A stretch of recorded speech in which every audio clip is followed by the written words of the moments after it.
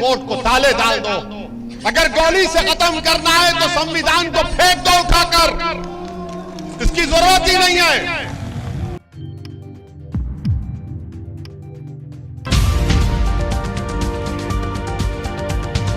अस्सलामुअलैकुम, आदाब दोस्तों, मैं हूं शम्स सईद और आप देख रहे हैं हर खबर आप तक। दोस्तों, जो खबर आज आपसे साझा करने वाला हूं और शेयर करने वाला हूं वो उत्तर प्रदेश से जुड़ी है। आपको पता है कि पिछले दिनों बहराइच में जो दंगे हुए थे, फ़िरका वाराना फसाद हुए थे, उनमें एक शख्स की गोली लगने से मौत हो गई थी। राम गोपाल मिश्रा जिसका नाम बताया जा रहा था, जिनकी तकरीबन 4 महीने पहले ही शादी हुई थी, जो निंदनीय है, जिसकी मौत की हिमायत कोई नहीं करता और करनी भी नहीं चाहिए। जो उनके मुजरिमों को सख्त से सख्त सज़ा मिलनी चाहिए।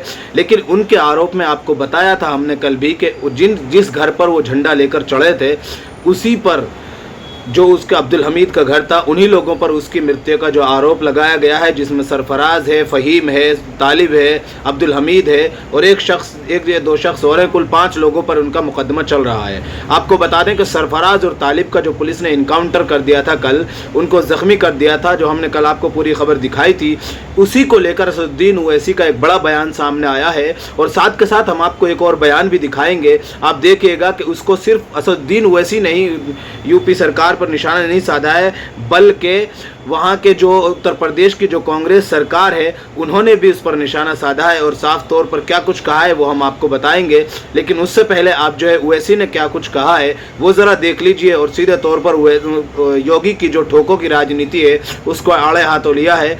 और उनका जो वीडियो आया है, उनका जो बयान आया है, उन्होंने मीडिया को जो बयान दिया है, आप ज़रा उसे देखिए किस तरह से ओवैसी ने योगी आदित्यनाथ को आड़े हाथों लिया है और उनकी ठोकों की राजनीति पर सवाल खड़े किए हैं। पिछले कई सालों से वो उसी का एक एग्जाम्पल है। और हम बार बार कह रहे हैं बीजेपी से, प्रधानमंत्री से और उत्तर प्रदेश के योगी आदित्यनाथ मुख्यमंत्री से कि आपकी ठोक दो की पॉलिसी संविधान के खिलाफ है। आप उत्तर प्रदेश को चलाइए संविधान से, रूल ऑफ लॉ से चलाइए, रूल बाय गन से मत चलाइए। क्योंकि एक बार अगर कोई गलत चीज़ का आप आगाज़ कर देंगे तो वो गलती चलते रहेगी और कोई भी किसी को उठाकर गोली मार देगा। अब आप हमको ये बताइए कि अगर उन 2 लड़कों की बहन वो वीडियो जारी नहीं करती कि मेरे दोनों भाई को और एक परिवार के शख्स को सुबह 4 बजे पुलिस आकर उठाकर लेकर गई, तो क्या होता था अभी तक। और दूसरा है कि पुलिस को ये बताना चाहिए था कि उनको अरेस्ट बताना चाहिए था, अरेस्ट भी नहीं बताए। और फिर जहाँ पर हादसा हुआ और उससे 70 किलोमीटर दूर ले जाकर हथियार छुपाता है अपना, और फिर जहाँ पर ये एनकाउंटर होता है वो कितनी दूर है उस हथियार दस्तयाब करने की जगह से। तो ये सरासर गलत है। ये एक संविधान की धज्जियाँ उड़ाई जा रही हैं। और आज तक क्या किसी ने देखा ऐसा वीडियो कि आप जिस पर गोलियाँ चला रहे हैं उनसे सवाल किया जा रहा है कि तुमने ऐसा क्यों किया, और वो जिसके पैर में गोली लगी वो कह रहा है कि हाँ सर, हमसे गलती हो गई, हम दोबारा नहीं करेंगे। तो ऐसा दिख रहा था कि कोई नेटफ्लिक्स पर कोई पिक्चर चल रहा है। यानी जो भी स्क्रिप्ट राइटर है उसको तो अपनी नौकरी छोड़कर, तो सरकार को छोड़कर उसको जाना चाहिए नेटफ्लिक्स में, उसको बहुत पैसे मिल जाएंगे। और दूसरा ये कि हम तो स्पोर्ट्स मंत्री से अपील करेंगे कि जो निशाने पे मार रहे हैं, 200 एनकाउंटर ऐसे निशाने पे मारे हैं, इनको ओलंपिक भी जाइए, भारत को गोल्ड मेडल सिल्वर मेडल ला लेंगे। एक मजाक बना के रख दिए। अच्छा, बहरेच में जो बाद में जो हिंसा हुई, दुकानें जलाई गई, अस्पताल जलाया गया, शोरूम जलाया गया, आपने कितनों गिरफ्तार किया। ये आप रिवेंज की जो सियासत राजनीति कर रहे हैं, इससे किसी का फायदा होने वाला नहीं है। गोपाल मिश्रा की यकीन हत्या हुई है, इससे कोई इनकार नहीं कर सकता, मगर आप ले जाकर गोली मार देंगे।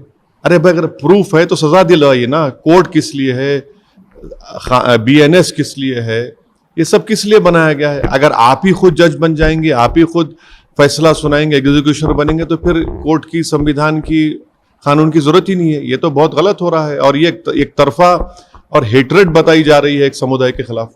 आपने ये वीडियो देख लिया और आपको समझ में आ गया होगा किस तरह से ओवैसी ने योगी आदित्यनाथ की ठोकों की राजनीति को आड़े हाथों लिया है। उन्होंने इसको ट्वीट भी किया है, लिखा है कि बीजेपी की ठोक दो पॉलिसी संविधान के खिलाफ है।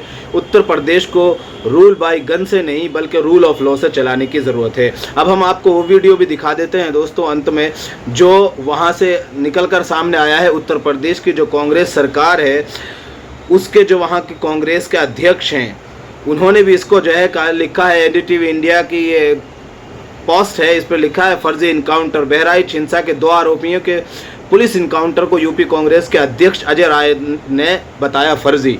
आप इनका बयान सुन लीजिए दोस्तों और आपको अंदाज़ा हो जाएगा। बाकी रही बात तो बहराइच हिंसा की, तो बहराइच हिंसा के बारे में आपको पता है, लेकिन वहाँ की ताज़ा तरीन अपडेट आपको ज़रूर बता देते हैं कि जो 14 या 16 कुल आरोपी हैं उन सबको न्यायिक हिरासत में भेज दिया गया है। 14 दिन की न्यायिक हिरासत में भेज दिया है उन सभी आरोपियों को। आपको पता है कि ज़्यादातर उनमें मुख्य आरोपी मुसलमानों को बनाया गया है और दंगा भड़काने के आरोप में भी उनको ही ज़्यादातर गिरफ्तार किया गया है। वैसे गिरफ्तारी दोनों तरफ से की गई है, ज़्यादातर लेकिन मुसलमानों की बताई जा रही है।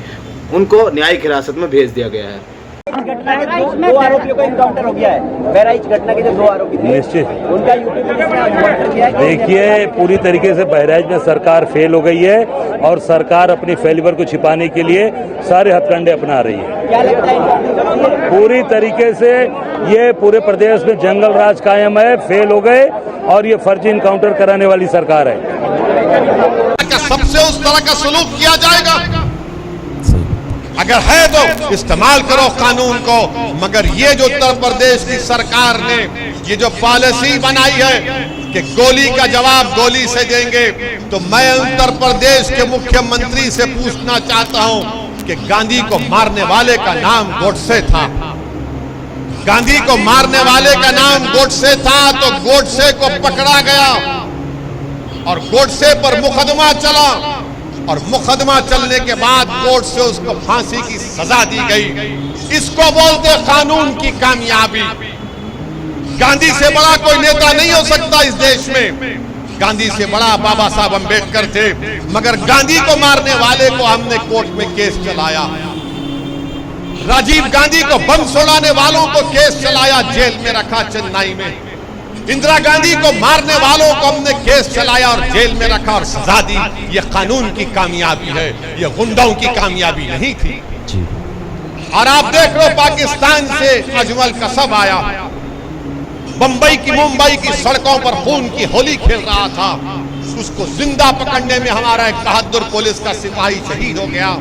हमने अजमल कसब पर मुकदमा चलाया, कोर्ट ने सजा दी, उसको फांसी पर चढ़ाया। तो मुंबई के मुसलमानों ने कहा कि इस आतंकवादी को अपने कब्रिस्तान में दफनाने की जगह नहीं देंगे, तो जेल के किसी कोने में ले जाकर उसको दफन कर दिया गया। यह कानून की कामयाबी है। जी। हम क्या कह रहे हैं कि कानून की कामयाबी हो, गोली की कामयाबी ना हो। देश चलेगा तो संविधान से चलेगा, देश चलेगा तो कानून के मुताबिक चलेगा। सजा देगी तो गोली नहीं, कोर्ट सजा देगी। अगर गोली से सजा दी जाएगी तो फिर बताओ इस देश में संविधान का क्या होगा। अगर गोली से खत्म करना है तो कोर्ट को ताले डाल दो। अगर गोली से खत्म करना है तो संविधान को फेंक दो उठाकर, इसकी जरूरत ही नहीं है। आज उत्तर प्रदेश में एक खौफ का माहौल है और उत्तर प्रदेश के मुख्यमंत्री कहते हैं कि उत्तर प्रदेश में सब चंगा है। बड़ा ही झूठ वो कहते हैं। 2017 से 2022 तक 35,000 फिरक़े फसादात उत्तर प्रदेश में हुए, तो उत्तर प्रदेश में कहाँ चंगा है? आप बताइए, हर साल 5 साल में हर साल को ऐसा साल नहीं जाता जहाँ पर दलितों पर अत्याचार नहीं होता। 11,000 हर साल, माने 2017 से 21 तक हर साल 11-12 हज़ार दलितों पर उन पर अत्याचार के वाक़यात होते हैं। ये कहाँ से फिगर आया? ये मोदी सरकार का NCRB का डेटा कहता है, मगर उत्तर प्रदेश के मुख्यमंत्री कहते हैं कि उत्तर प्रदेश में सब चंगा है। वो कहते हैं कि माफिया ख़त्म हो चुका है। अरे अगर माफिया ख़त्म हो चुका है तो बताओ, बीजेपी में जो जितने लोग हैं उन पर जो मुकदमे हैं, उन पर जो क्रिमिनल केस है, उनका आप क्या करेंगे? मेरे अजीज दोस्तों और बुजुर्गों, बड़े अफसोस के साथ कहना पड़ता है कि आज हम एक डर और खौफ के माहौल में अपनी ज़िंदगी गुजार रहे हैं। मुरादाबाद में रमज़ान के दौरान किसी ने अपने गोडान में तरावी की नमाज का इंतज़ाम किया गया, तो वहाँ पर जाकर छापा मारा जाता है। अभी हम मगरिब की नमाज एक नमाज मस्जिद में पढ़ रहे थे, हमको बताया गया कि मस्जिद के ऊपर छत डाला जा रहा था, तो छत का काम रुका दिया गया है। बताओ फिर ये आखिर एक तरफा तमाशा क्यों होता है? और मैं आपसे एक बात कहना चाहता हूँ कि आपने पिछले विधानसभा के चुनाव में तारीखी तौर पर झोली भर भर कर आपने समाजवादी को वोट दिया। मैं कुंदरकी के जलसे में जब मेरे हाफिज वारिस के लिए आपसे वोट की अपील कर रहा था, मैं आपको याद दिलाना चाहता हूँ, मैं आपसे कह रहा था, पुकार पुकार कर कहा कि यकीन करो मेरी बात का कि ये समाजवादी पार्टी बीजेपी को नहीं रोक पाएगी, मगर आपने कुछ और फैसला लिया। हम आपके फैसले की इज्जत करते हैं, मगर बताओ इतनी बड़ी तादाद में आपने वोट दिया, तब भी बीजेपी कामयाब हो गई। और जब कामयाब हो गई तो समाजवादी का कोई नेता आता नहीं है, समाजवादी के कोई नेता में इतनी हिम्मत नहीं है कि वो गलत को गलत बोल सके, जुल्म को जुल्म बोल सके और मजलूमों का साथ दे सके। आज यही वजह है कि आपने वोट तो दे दिया उनको, किसी को आपने अपना विधायक बना लिया, मगर उनकी जबान नहीं खुलती।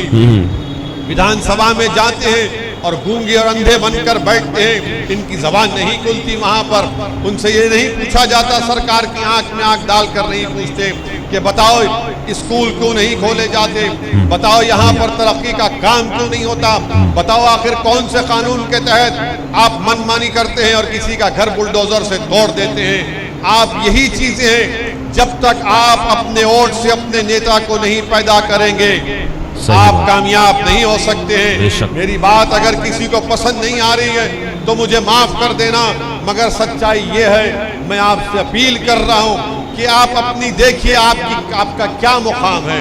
एक मिसाल देकर अपनी बात को खत्म कर देता हूं कि बिहार के मुख्यमंत्री नीतीश कुमार और तेजस्वी यादव उत्तर प्रदेश को आते हैं, अखिलेश यादव से मिलते और कहते हैं कि 2024 के पार्लिमानी चुनाव में हम सब मिलकर इलेक्शन लड़ेंगे।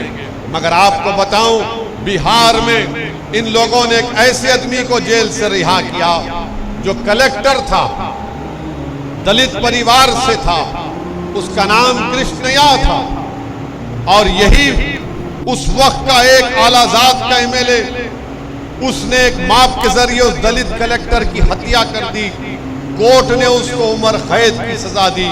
तो नीतीश कुमार और तेजस्वी यादव की सरकार ने कानून को बदलकर उसको जेल से रिहा करवा दिया, उसको जेल से रिहा करवा दिया। और सबसे पहले अगर उस दलित आईएएस ऑफिसर डीएम की हत्या की उसकी बेवा के साथ अगर कोई खड़े होकर उसकी तकलीफ को, उसकी पीड़ा को समझकर किसी ने यह कहा कि गलत फैसला लिया गया, तो मजलिस इत्तेहादुल मुस्लिमीन की तरफ से असदुद्दीन ओवैसी ने उसको गलत कहा। मगर मैं गलत इसलिए कहा कि अगर किसी से भी नाइंसाफी होगी तो गलत होगा, मगर सोचो थोड़ी देर के लिए क्यों उसको छोड़ा गया, क्योंकि वो जिस समाज से आता है वो समाज पूरा उसके साथ है, और इनको 2024 में बिहार में उस समाज की वोट की जरूरत है, इसीलिए उसको छोड़ दिया गया।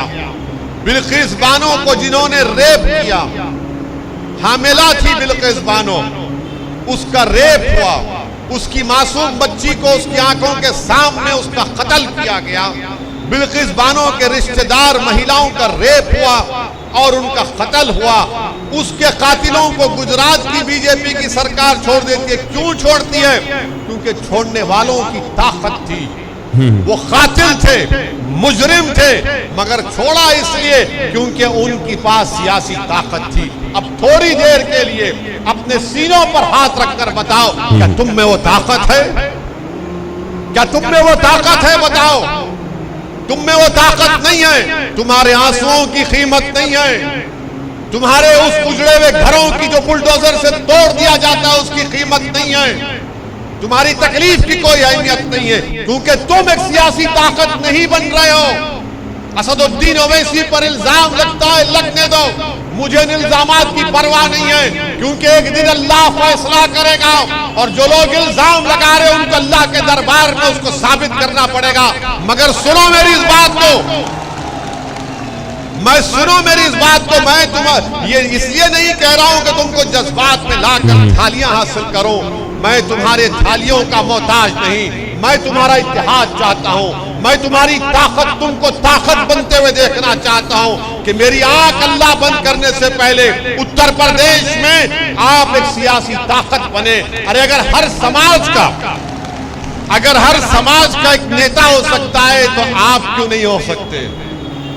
क्यों नहीं हो सकते आप? क्या आप अखिलेश यादव की गुलामी करेंगे जिंदगी भर? क्या आप बीजेपी, योगी और मोदी से डर कर किसी का साथ देंगे? फिलहाल इन तस्वीरों में इतना ही दोस्तों। आगे फिर मुलाकात होगी आपसे किसी ऐसी खबर के साथ। तब तक के लिए जय हिंद, धन्यवाद।